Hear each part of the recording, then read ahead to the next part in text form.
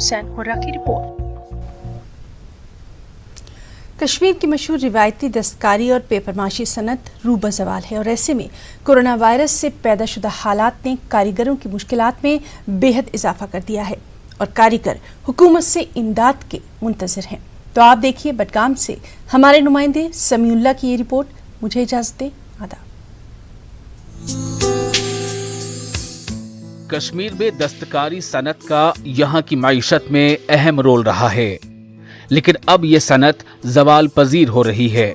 इस सनत से जुड़े हजारों कारीगर अब इस हुनर को छोड़कर दूसरे पेशे इख्तियार कर रहे हैं।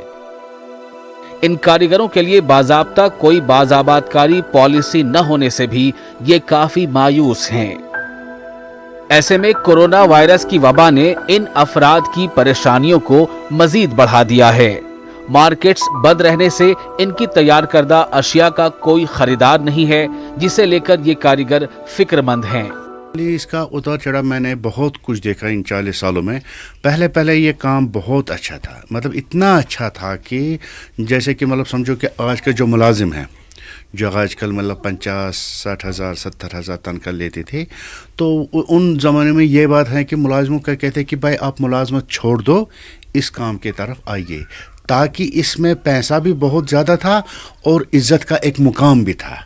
या आप एक इंडस्ट्रियल एरिया बना दीजिए हमारे लिए, जहाँ पर आपको काम करना है, गवर्नमेंट वो माल ले ले, हम बनाएंगे, हम कारीगर हैं, हम बनाएंगे, वो ले लेंगे, वो आगे मार्केटिंग खुद करे, तब जाके कहीं पर ये आर्ट बचेगा और आर्टिस्ट भी बचेगा। पता है सर, ये जो अवार्ड हमने लिया है सर, जो मैंने अच्छा कारपेट बनाया सर, ये उस कारपेट का इसमें ये फ़ोटो लगा हुआ है सर, उमर साहब ने सर ये दे दिया सर।